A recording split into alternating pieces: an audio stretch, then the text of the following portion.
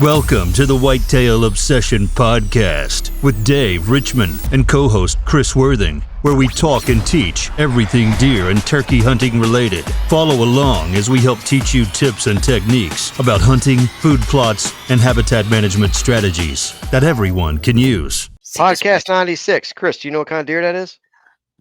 A dead deer. It's a dead deer, but Dead it's deer. not a dead SIKA deer. It's a dead whitetail. Okay. But today's podcast, we told everybody I'd give an update on my SIKA hunt. SIKA And, special. I don't have to murder Chris no more because I finally shot my first SIKA stag. Woo! Thank you, Lord. Yep. I don't I'm sure have Chris to hear. Yeah. I don't have to hear no more about it. Yep. Chris don't have to complain no more, or you don't have to hear me complain no I more. hear you. Yeah. So I'll talk about that real quick and then we'll jump into something else. But because I did have some people message me asking the story about this thing. You shot a Which- monster. It was decent. Wasn't as big as the one you shot, but I mean, I'd say it was within maybe 4 or 5 inches. Oh, get Think out so? of here. What? No way. Yeah, it was 5 inches smaller than the one you shot. No way. That thing's minuscule to mine. Yeah. Okay. Here we go. Nah, but in all seriousness, I went down Wednesday night. I checked into an Airbnb, and Thursday morning got up 3 a.m. Actually, it was like 2:40 because Zach was pacing back and forth. Zach was pacing. He was all excited, but He's amped up. yep. So we got out there, and remember how you have to get to the area, like the gate, and you got to wait for a Yeah. certain time to go through the gate. Well, Mhm. we got there right at 4 a.m. and we were like the 7th car in line, Okay. which I was a little upset about. Because when you get to the parking lot, it's like just rush. Yeah. So, as soon as we get to the parking lot, we were fully dressed. We jumped out, got our backpacks. I had a bike rack. I lowered the bikes to the ground, got them on the ground. We go to take off. Zach's chain freaking pops Mm. on his electric bike. So How does held that up. happen? I don't know. It held us up. Derailer or something, maybe? I don't know. It held us up for about 4 minutes. Oh, it ain't too bad. No, he pops it back on and we take off. By the time we got back to the area, you know the area, there was already people there, there was already bikes there. But we ended up walking down that muddy path back through that, clear cut, Right. and we didn't see nobody. We were good. I got set up. Zach went past me. Right at daylight, I saw a SIKA spike. Came out from my left-hand side, wrapped around in front of me, and then went off to the right. Okay. We were around 10 a.m. I saw a hind right behind me, female. And then the rest of the day, didn't see nothing the entire day. We only heard that entire day about 2 bugles total. That's Wow. it. It was like dead. Was it But windy or something? that first day was brutal wind. I mean, it was brutal, swaying back and forth. I mean, I had to fight everything in me not to climb down and just say screw this. But I was in that stand from 5 a.m. till 6:50. I mean, it's tough. So we ended up meeting up. We walked out. Friday rolls around. Get up early. We were the first person in line. We got there about 3:50. We waited till the time to go through. We were like one of the first or second people to get back to the area, same area. We went back to the path. I climbed the same tree. Zach, I think, climbed a different tree that day. And then first thing in the morning, bugles everywhere. It was the coolest thing. They were bugling. Way more gunshots than the first day. I mean, it seemed like they were fired up. I saw nothing. Lunchtime came around. I ate my lunch up in the tree, and I was fighting it because I'm like, the sun was blaring. I was taking clothes off. It was cold in the morning, but hot during the day. And at like 12 o'clock, I was like, man, this is dumb. I'm getting down. I'm not seeing nothing. Frustrated. All of a sudden, 2 o'clock, I hear this leaf, crinkle over to my right. I spin around to my right. There he is, 6-point SIKA stag, like 10 yards right behind me. So he was walking from my right to left. I grabbed my muzzleloader, I spun around, and within like 5 seconds, popped it up, shot him. Smoke went off. I heard him take off through the briars behind me, and I knew it was a good shot. And I only waited like 15 minutes, and I'm leading to a funny story, but I waited like 15 minutes, got right down, reloaded the gun. I was a muzzleloader, and went right where I shot it. Blood instantly. I started going real slow, just making sure, just watching, taking a couple steps at a time. 30 yards, it was right there. Mm. It was right there. I was so freaking excited. And as I'm standing there, I'm looking at it. I hear something walking toward me. I didn't know what it was. So I just kind of stand there for a second. Here comes this kid out of the bushes. Hmm. It was like a 17, 18-year-old kid, something comes walking out of the bushes, and he's walking with his head down. And he looks up at me. He's like, hey. I was like, what's up?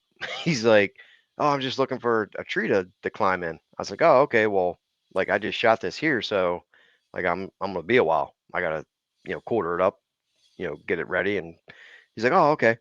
So he walks away. Right. So I get the deer. I text Zach, let him know I got it. And then I pull it back literally underneath the tree I was in. Mm-hmm. And I took a couple pictures and I started, skinning it out. I got the bags ready. I was going to quarter it up and pack the meat out. And I hear something again. So I pop up. Here comes this kid again. Right.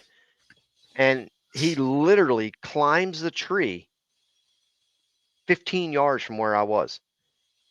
Remember the tree that we were in? Slightly off to the left, there's that straight pine tree. Okay. It's only like 15 yards. Mm-hmm. He's standing there and he starts climbing it.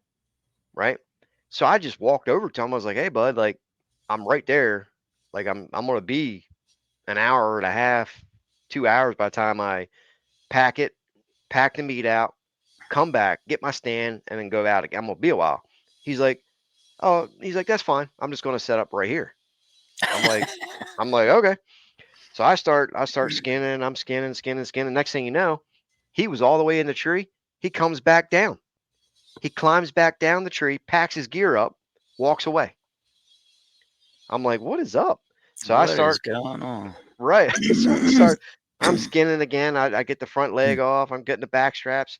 I hear something again. I look up. Here he comes again.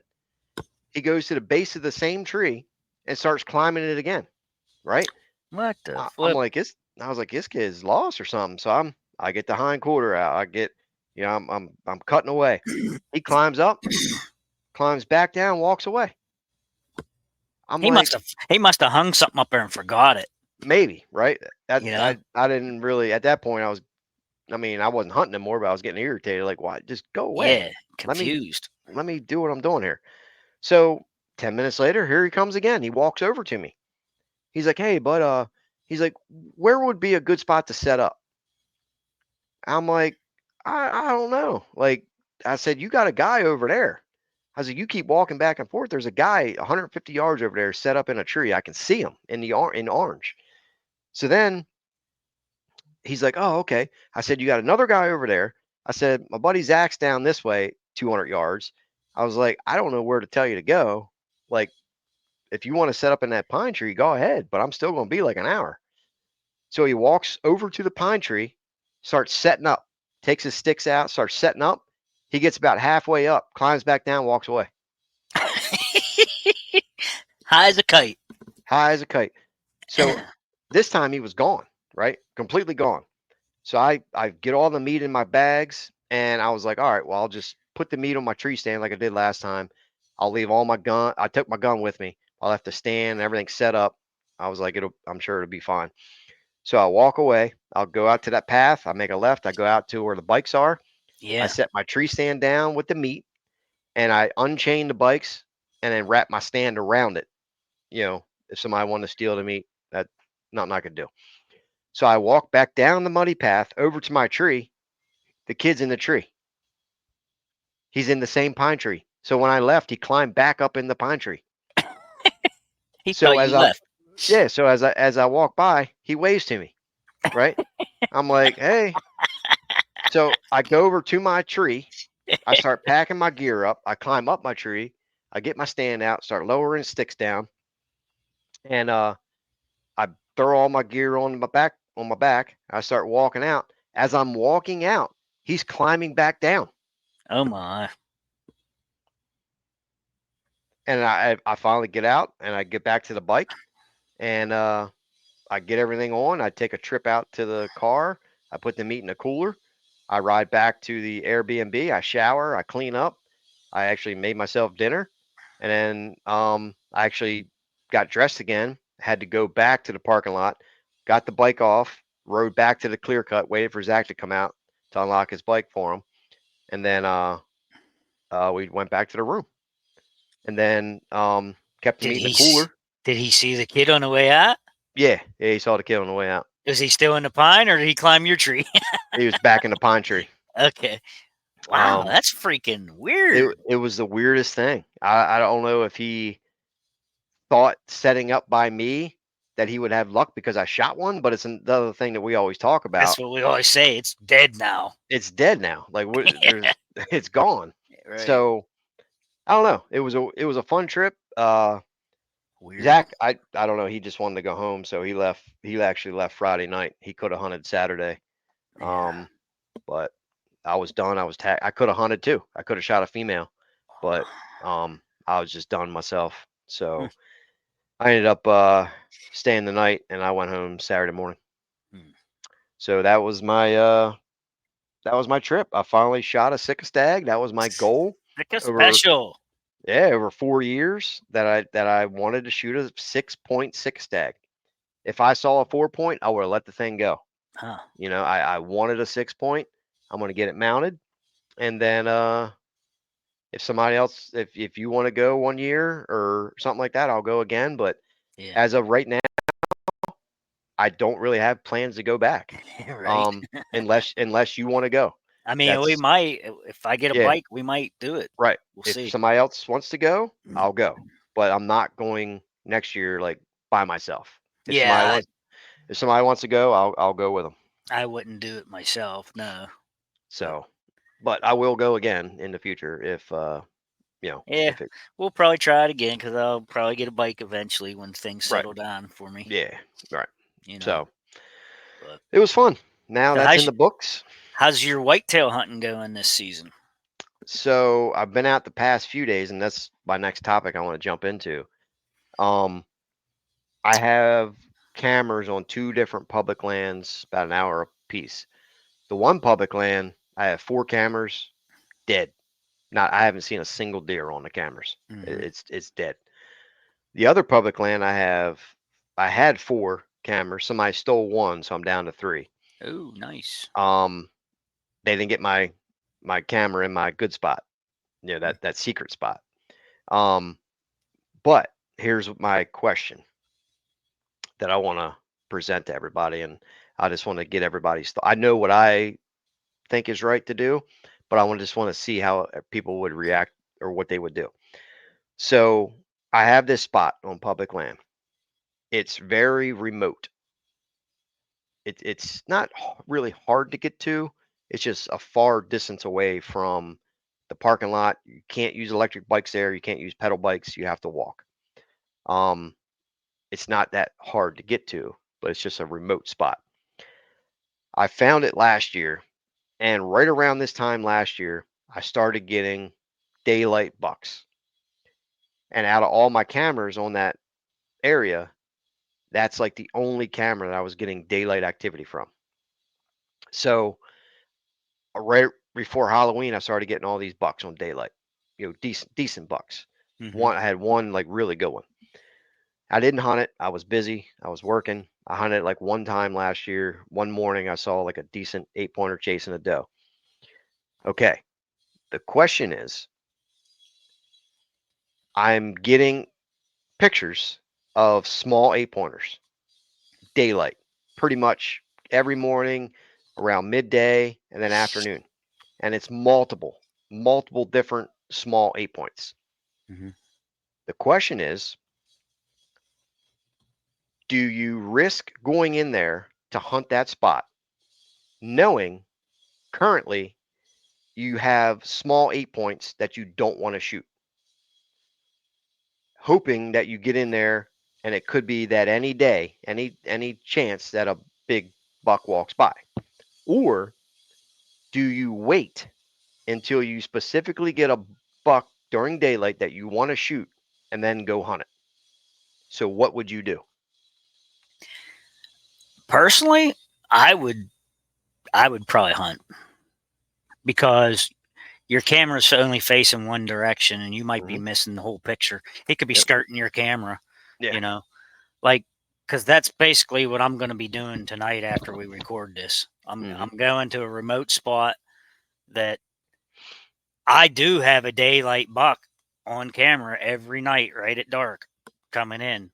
And I mean, he's he might not be like considered a shooter to everybody, but this is a buck that's on a mountain somewhere. It's a mountain deer, and I mean, he's probably 120 inches, maybe, Mhm. which isn't. I don't know. He might not even be that big. He might be 110 inches. I don't know. I can't really tell from the pictures, but he's constantly on there. And I get multiple other pictures of other deer on that camera as well. My idea is I want to go back there and see with my own eyes what's going on. And this will be the first time I've been back there the whole season. And I just want to check out and see what's happening. A little live intel instead of just that camera. Mhm. So I am going to risk it a little bit. Not only that, but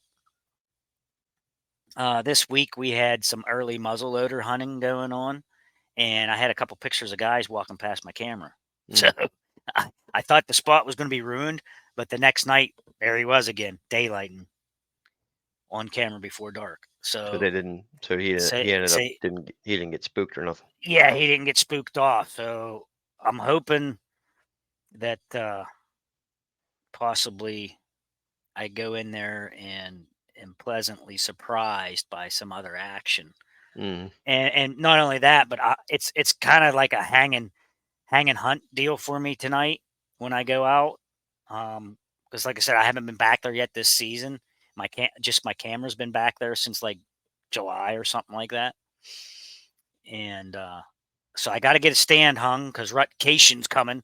Well, I'm not taking a vacation, but I'm taking off early from work every day next week. Not next week, the week after. Um, in a couple of days next week as well. But yeah, I'm personally, if I was you, I would go in there like at least once, check it out with your own eyeballs. Mhm. Um, that's just me though. Yeah. If you know better the area, which I'm sure you do, you may know what you're getting into. And if you have the camera in the best possible area facing the best area, maybe you might want to stay out till you get a picture of a good one. I don't know. Yeah. But So my yeah. spot, I'm gonna go put eyeballs on it tonight. Right. So I agree with you. Yep. Could be skirting the camera. But me personally, I'm going to wait. Mhm. And the only reason is because I can only hunt it with it's got to be a very specific wind direction, Oh. because where this remote spot is, it's like a very skinny point, Mhm. and the camera's like on the edge. So I got to have a certain wind where it's blowing out into the water. Okay. Um, and they can only go in front of the camera. They can't really skirt it. Oh. So these deer that's coming back and forth in front of this camera, they're probably 100-inch 8-pointers, Mhm. and it's pretty consistent. I got one this morning, then a doe, and then yesterday was like 4 different bucks, like 4 different 8-pointers, and I know there's big ones there. So I'm either going to wait till like that first week of November Mhm. And like maybe like the first, second, third, if I don't specifically see something, then I'll probably just risk it and go in there. Yeah. Um, but obviously, if I see something, between now and then, I'm going in. Yeah, I'm not gonna get real aggressive to the 1st of November, that area, Hmm. because looking at my weather forecast, I don't know about where you're at, but we're talking almost 75 degrees Yeah, on the night before Halloween and Halloween yeah, night, and same here. so I'm gonna be going real shallow into the woods. I'm Yep, not gonna go same here. deep. I'm just gonna go somewhere I can get to quick and just get in a stand, not sweat, and just hope to maybe catch something cruising, you know, rather than not go out at all. I mean, this past week, I didn't go out at all, which is totally insane for a guy like me. I never miss a night, but I've had some instances with health that I've been going to doctors and things, and it's just messed up because I had to go to work and then get to the hospitals and get some scans and some checks and things all this Hmm. week, drawing blood and things. And I just had a screwy week. And I just said, screw it, because the weather was in the 70s all week anyhow. So Yeah. I just didn't go at all. Last time I've been out hunting was last Saturday, and we're recording this now on Saturday the 26th.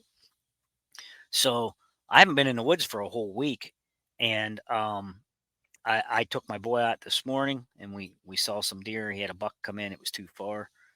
Uh, so yeah, rather than not go out at all, I will go do some shallow stuff. Hmm. 'Cause, I mean, Halloween time's time it's time, you know? So speaking of that, the time frame that we're in our area, Yeah. what kind of activity are you seeing? Are you seeing bucks that's kind of, they're starting to get interested in certain things, they're moving more?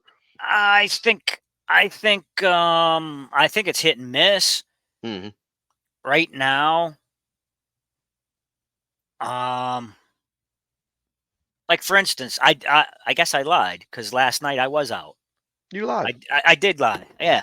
I did go out last night, as a matter of fact. Right before dark, I went out, and Everybody in the comments tell Chris he's a liar. yeah. So, I did have a buck, and he had no interest. There was a doe standing in front of him, he was just eating. Hmm. He didn't care. Yeah. And Well, I mean, they're he wasn't a small buck. I mean, he was, you know, he was probably 90 inches or so, yeah. 90, Well, we're 100 if he's lucky. But he just we're he wasn't wound up or anything, yeah. I seen the other night I walked up the driveway right after dark, and there was a 6 point with his nose in a doe's rear end going across the yard. I mean, so the little guys are getting frisky, but the Yeah, big guys, we're they're probably not still ready yet. a week or so away before Yeah, they're anything not ready yet. I anything stopped goes at the into heat. butcher shop down the road, and there's 3 or 4 bucks laying there, you know, nice little bucks, and tarsals are just clean still, you know, no swollen neck, nothing like that yet. I mean, it's not on yet, but in Yeah. another week they'll start Yeah. swelling up. And the next week it'll be on. Oh yeah, next week after that it'll be chase time. Yep. Halloween is Yep, always they'll the be kickoff point, cruising. Mhm. Yep. which I'll Last be out. year on Halloween night was the best night I ever had in the woods. I seen 11 bucks. Hmm. 11. So Halloween is always, well, not always, but there's a high percentage for me there as I hunt on Halloween night. It's always usually pretty good. And I remember one year about 10 years ago, I shot a buck Halloween night, and it was like you said, it was like I saw like 8 or 10 different bucks. I ended up shooting one, and then I ended up shooting a doe the same night, and it was just like, I mean, it was just deer everywhere. Mhm. But I Halloween s usually is the kickoff point. Yeah, last year I lost count, at 30 some deer, Hmm. and like I said, 11 of them. I think it was 11. 11 of them were buck, it was. Was that public? Yeah, it's actually the same piece of ground I'm going to tonight, but it was shallow, Hmm. and I'm going deep.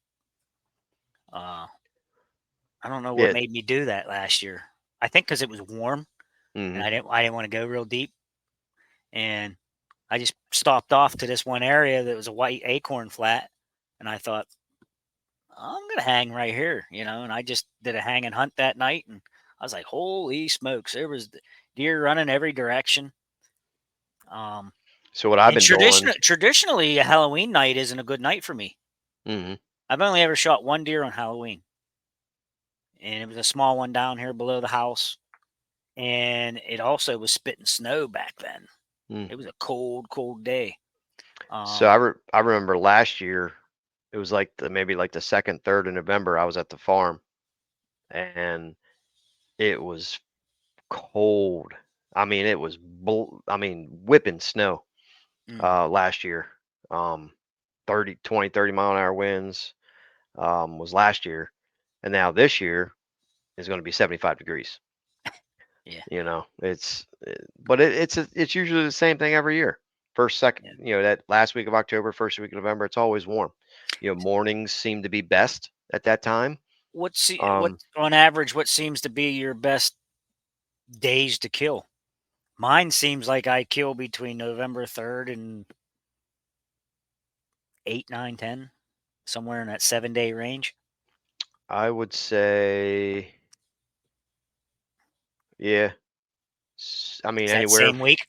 anywhere from Halloween until about like the 8th, 9th, 10th of November, somewhere in Yeah. between there. I've killed as late as the 10th, but as early as like the 3rd. Hmm. And like Recently, though, I have shifted. A lot of my a lot of my deer, or buck, I should say, have been killed early season. hmm, Like this big guy here, this one scored 162 inches. This was the Kentucky buck. no, I shot that basically like the 3rd day of archery season in September. I yeah, killed my velvet buck 2 years ago.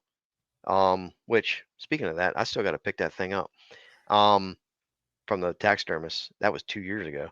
But I shot that opening day of Maryland archery season.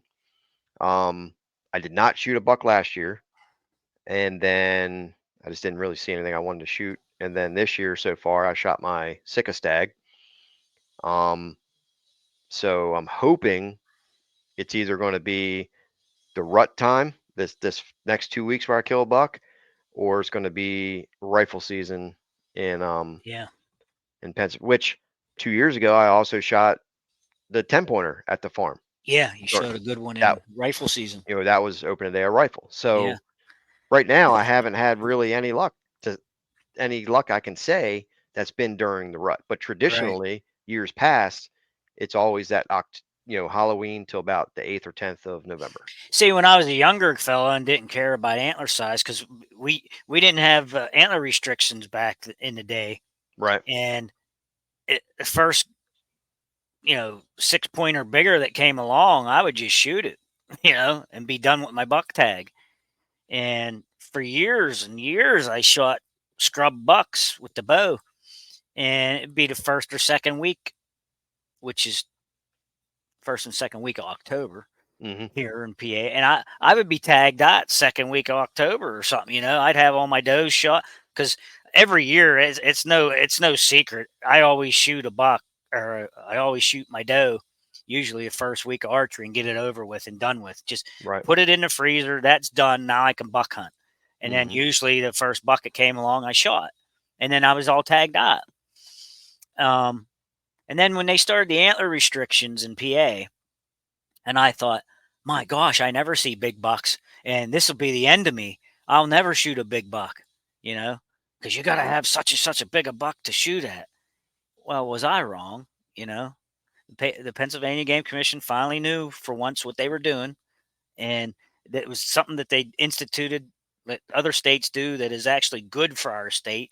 And now people are shooting nice bucks. I mean, like the one above my head there. Years ago, I never seen anything like that. You Hmm. know, and now people shoot them like that every season. I Well, I mean, always there's good say ones out there. you can't shoot what's not there. Yeah. So when some guys get discouraged, like, oh, this guy's shooting these big bucks or something, well, he's got big bucks in the area. I mean, your Well, area maybe just doesn't have them. Like, you can't shoot what's not there. yeah, and that's that saying. How do you shoot a Boone and Crockett buck? got to be there first. You know, you got to have one, and Yeah. we don't have them around every tree here. You know, it's hard to find a good one, and but you know, I'm passing the last 10, 12 years. I've been passing so many bucks up just to try to get a crack at a better one. You know, I mean, I could have been done opening night of archery. I could have shot that 110-inch 8-point, but I let it walk. Yeah. You Well, it's know, not necessarily your trophy hunting. You're just looking for something no, I just want. a little Yeah, bit I was better. explaining that to my son this morning. I said, you know, when you shoot something this big, next year you want to try to shoot something this big. You shoot one Hmm. that big, then you want to shoot one this big. You know, I mean, eventually you're going to run out of big ones to shoot, but I mean, you hope to improve upon what you've done. Hmm. And like I said, yeah, not necessarily trophy hunting, but you know, no, I will say when it comes to the second week of rifle season, it's on. Right. You know, if I mean, I'm not just if I don't need a deer, I'm just not going to shoot a 6-point because it's legal. Yeah. You know, but if it's a good, if it's a decent basket rack of some sort, 8 or 10 or something, yeah, I'll shoot it. You know, so I Yeah. did Well. last year. You know, I shot that nice wide buck with the rifle because I waited so long in archery. I just kept passing them up good ones until I ran out of good ones, and I didn't see any more. Hmm. And I made it into rifle season. That's first. I haven't sighted my rifle in I don't know how many years, and I had to go sight my rifle. You know, take a couple shots of the rifle, make sure it was hitting okay, so I could go rifle hunting. Right. You know, it Well. was weird to be out there with a rifle. I never rifle hunt. Yeah. Well, I look forward to the 2 day or because you can hunt that Sunday now during rifle season. Yeah, So I look forward to those 2 days of rifle in PA at the new farm because I take TJ yeah. and whatever it is with that place comes to life. I mean, absolutely comes to life opening day of rifle season. I mean, it is nonstop deer movement all day long. That's I pretty cool. mean, nonstop. I've never hunted a place where I've seen so many deer on opening day of rifle season. I Huh. mean, it's just it's nonstop. You could have it might be like a doe, but you see a doe walk by, all Yeah. of a sudden 15 minutes later, here comes a doe coming up this way. 15 Yeah. minutes later, here comes a 6-pointer coming this way. 10 minutes later, here comes a 4-point coming in. I mean, it's crazy. Huh. Um, so I'm hoping this year's the same way because that's been 2 years in a row now. I'm hoping this year's the same way, and me and TJ, well, if I don't have a buck by then, but hopefully TJ's able to kill a decent buck. Now he But shot one last year or the year before. so he went he didn't go the first year. Last year was his first year there, and he shot a buck with one antler. Okay. It was a 4-point side. Okay. That was his first buck ever. So I told him this year, I said, "Hey, make sure you shoot a buck that Two has sides. two sides this time." But yeah, that was his first one, and he actually got a European mount out of it. Okay. Um, he took it over there to the place up the street. But yeah, Yeah. that was his first buck. He had shot 3 does, I think, previous to that at the old farm. Yeah. So this year he's looking to shoot Yeah. a buck with two He's due, two man. two sides. He's due Yeah, for they're there. sure. So like I said, Yep. if it comes to life again, like it has in the past 2 years, Hmm. he'll have a good chance. Sounds good. So Huh. well, that's All right. podcast 96. 90 SIKA. 90 SIKA, yeah. It's 90 SIKA. Um, yep. So no more complaining that I didn't shoot a SIKA stag. Chris, I can't say Chris stole my thunder anymore. Yes, you can, because mine's massive. Whatever. Yeah, you're in this book, but Well, guess what? if I'll yours be is in it. close, I'll be in the book you'll too. be in it too. Yeah, I don't care about that, but I'll get it scored by that I gotta same guy. buy me one of them books next year, I guess. Well, you might as well wait for the next one to come out. That's what I mean. I'll just wait till next year. Yeah. I'll buy one. Yeah. Maybe So- we'll have both our names in it. Well, I'm already in it. Yeah, that's right. I'm already in this book. Because you paid somebody to steal your deer when you was 14. Right, so I could be famous. Yep. I was famous for like 3 months. Um, I just wanna I wanna see if I can find my story real quick in this book, just so I have a little bit of Get your bragging. 5 minutes of fame. Yeah, get my 5 minutes of fame again. Here it is. It's funny. How cool is it? In the Maryland State Record Book, how often do you get your own page? That is me at That's Dave. Dave with four, hair. Dave with hair at 14 years old, and I 14. get my own page, and look what it says. Lost and found buck, 176 and 4/8 gross, 170 net. The number 14 comes into play with the outstanding buck and its story. Dave Richmond, Baltimore County, 1998. Bam! Got his own page. He's Got my own famous. page. He's But famous. that's pretty cool. I mean, you're in there now on this. No, you'll be in the next book. I don't know. Yeah, Whatever. you'll be in the next one. But yeah, I mean, just something to hold on to. I actually bought 2 copies because my mom, she wanted a copy. Mhm. Hold on to it. So it's cool. Yeah. Does PA have a book like that? They have a.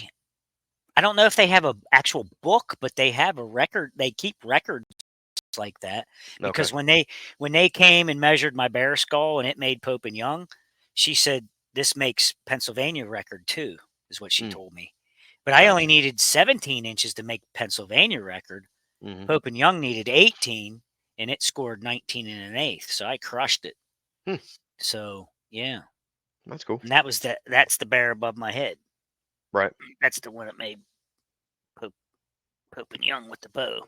From here, looking at that picture, it looks like a hog.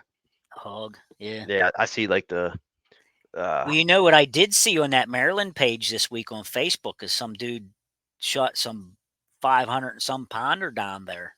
yeah.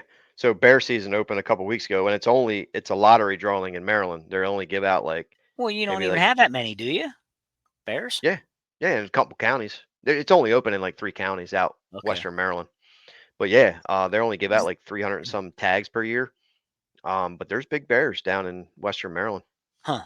So Hmm. what would Western Maryland be butted up against? West Virginia or what's over there? West Virginia. Yeah. Well, I guess yeah, they would cross over for sure. Yeah, West Virginia's got a pile of them. you got like Frederick County, Allegheny County, Garrett County. That's all loaded with bears. Okay. Yep. Gotcha. Yep. Yeah, some dude he whacked a big one. Yeah, they're there. Alrighty. All right. Episode 90, SIKA. We'll I see you love on it. We'll see you on 97. Thank you, Lord. Dave shot one. I don't have to hear it no more. Here we go. Here we go. Woo! All right. Until I shoot another one. I know. Break the record. Out of here. See you, folk.